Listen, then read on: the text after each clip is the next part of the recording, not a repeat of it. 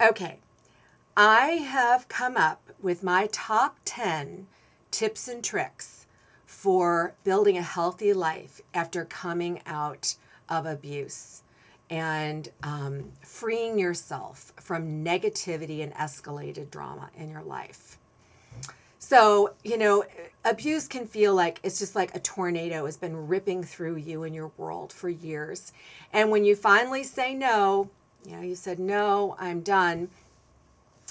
Uh, you kind like that when the wind calms down, you kind of look around and you realize, oh my gosh, there's all this debris and all this stuff everywhere that needs to be taken care of. And it can be very, very overwhelming. Okay. So baby steps. Okay. So don't say to yourself, I need to rebuild my life. Because that's what you feel like, oh my gosh, I got to rebuild my life. That sounds, just the word re in front of the word build sounds like this huge effort. And there's no joy in that. It's just like, and it kind of locks you into the past too. So I say, don't look back. Just start building a new life. Just start building fresh. Make every day new. Every day's new now. I mean, you've said no to abuse. You've never done this before. It's exciting, so don't go back there and think about rebuilding. Don't just build a new life. Because remember, after you've made this decision to live a healthy life, everything else in your world is coming into a new kind of an alignment. You're not going to redo anything. You're starting over. Okay. Tip number 2, every morning when you wake up, when you go into the bathroom, look into the mirror and look into your eyes and say, I love you exactly as you are. And don't judge it. Don't get messed up in any kind of self-talk. Just do it every day. Just say it. Number 3, don't trip out about all the things you need to let go of. That can be very triggering. Like even if you've gained a lot of weight and you're like, oh, I got to lose weight and I got to stop doing this. And, that feels like it triggers the lost feelings. Because when you have exited abuse, you have let go of a lot. And a lot of what you let go of was meaningful. You loved the person or, whatever, whatever your ties are. You've let go and there's loss. So you don't want to trigger loss. So my tip number, where am I? My tip number 3 is to start adding positive things to your life. Add positive things. Don't worry about letting go. You just add positive things. And my suggestion, the first thing I would add is drinking more water. Because we are pretty much mostly liquid. Our bodies are mostly liquid. And the minute we start drinking water, it starts moving energy. And as our energy moves, we get healthier and we'll do more, we'll lose weight. Wonderful things happen just by drinking more water. Just sip on it through the day. You don't have to just like chug a gallon at a time and drown yourself out, but just sip on water. And because that's pretty easy to do, right? And at some point, maybe you want to add some supplements. And, there's a lot of supplements that get you, get things moving in your body and starts repairing your body. So you do feel better. And then you will start wanting to do more, okay? Because a lot of times when, we come out of, abuse, we can get really depressed, okay? So we're trying to find ways to make ourselves feel better so we can, live the lives we really want to live. Okay, number 4, exercising. Of course, we all know we need to do more exercising. Find something you love. Find something you love. In my, earlier life, I did a lot of yoga and dancing, and that was really what I loved then, and I did it a lot. And when I was, kind of in the transition period and disengaging and, trying to, release myself from my abusive situation, I really couldn't do anything. I really didn't feel like exercising at all. I could barely do do a little stretch or something. Like I just barely wanted to move. And, but at one point, I talked about this in Horses and Flowers. When I got into martial arts, I'd always had an itch for it. And, but I didn't know I had a passion for it. And I just decided I'm going to take this class. I started out by just observing the class, and I still felt that little itch. So I decided to join the class, and I found I had a passion for it. And suddenly I found myself starting to do yoga and dancing again because those activities made my martial arts better. And so, and I can't tell you how many positive things have happened since I started doing martial arts. It's bled into my entire life and all my activities. So find something you love and don't judge it.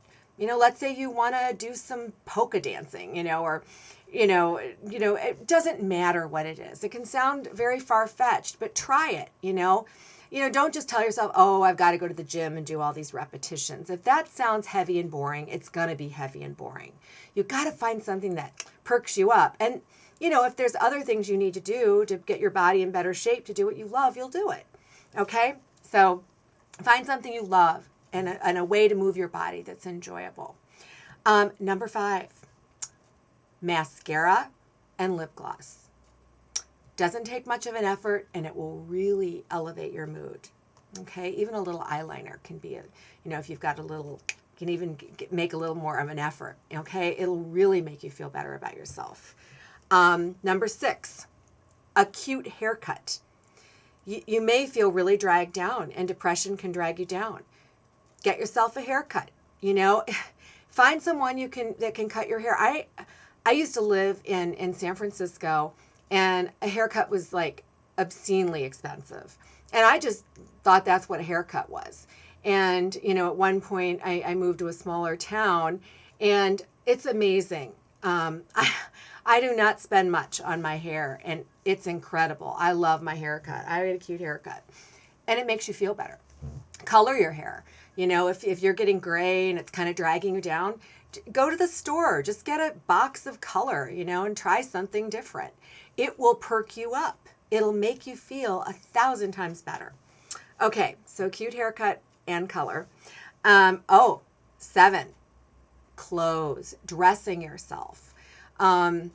Especially if you've gained some weight, because sometimes the tendency is when you gain weight is to wear these big flowy, to try to cover yourself up, and you pretty much look like you're a tent with a head. My suggestion would be to get things that are more tailored. And you don't have to spend a lot of money on your clothes. There's all sorts of places that you can just buy things off the rack. I mean, people are always commenting on my clothes and my style. And seriously, every once in a while I buy something new that maybe is a little pricey. But seriously, most of my wardrobe I got for hardly anything. Or, even I have this little town. We've got a couple of consignment stores. I mean, it's like 3,500 people in my town. And I come up with the coolest stuff out of there. And people are like, where'd you get that? And I'm like, oh, at the consignment store. And they're like, you find stuff everywhere. You just got to kind of regularly go to places. But, wherever you go, try to find something that's more tailored, that has streamlined lines, because it will make you look thinner. If you have a shirt that has a tailored cut that kind of comes in and out, it emulates a nice shape. It'll make you feel thinner, and you'll feel better about yourself. So find yourself some cute clothes, and don't lie to yourself about what your size is. Just be like whatever your size is, embrace it. Don't worry about it. Just be what you are and dress yourself appropriately. If you are trying to find larger clothes, go online. There's some really very fun, fashionable, sexy, hot outfits for women who are more full-bodied. They're coming up with some great new designs these days, because, women want to look, fantastic no matter what size, shape, or age they are. Okay. We all want to look good. Okay. But that's a nice little thing, nice little tip. Get some tailored clothes. Okay. Number 8, find a friend who will help you open scary mail. Some of us, maybe our abusers or our partners, they handled the finances. They controlled the finances.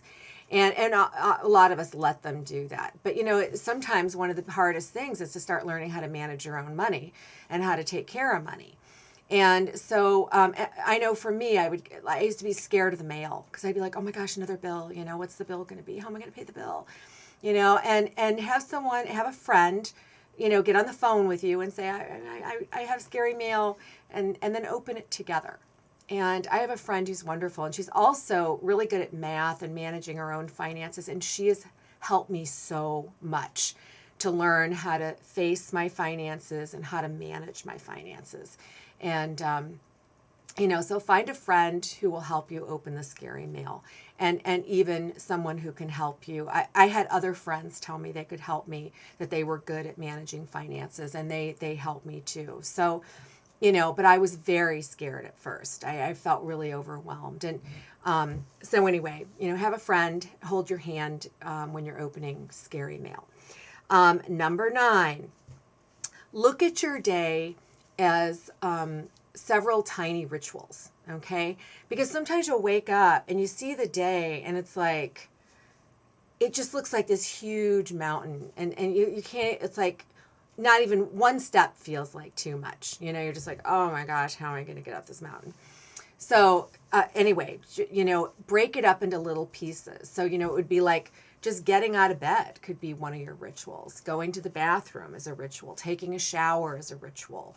Making your breakfast is a ritual. Whatever your day requires, but break it into tiny rituals and try to stay in the moment of whatever ritual it is you're performing.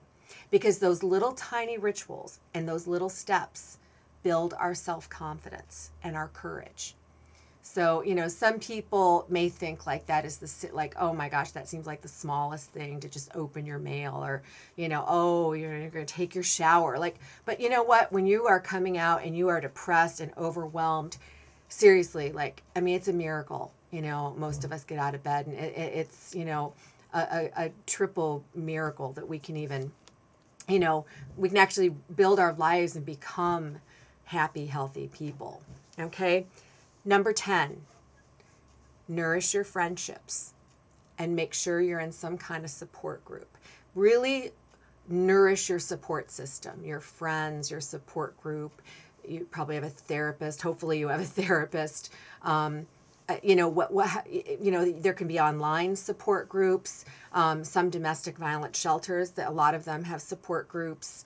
Have people around you that are, you check in with, and and help you in building this new life. A lot of these women, we've all been through it. We're all going through it. We're all at different stages of the journey, but and it's helpful to have people at all different stages of the journey. And women are usually really happy to help and support you, because we all know what it's like. So there's a lot of love out there, and you are worth it. You are valuable and lovable and important, exactly as you are. So these are my top 10 tips and tricks, and I hope they're helpful.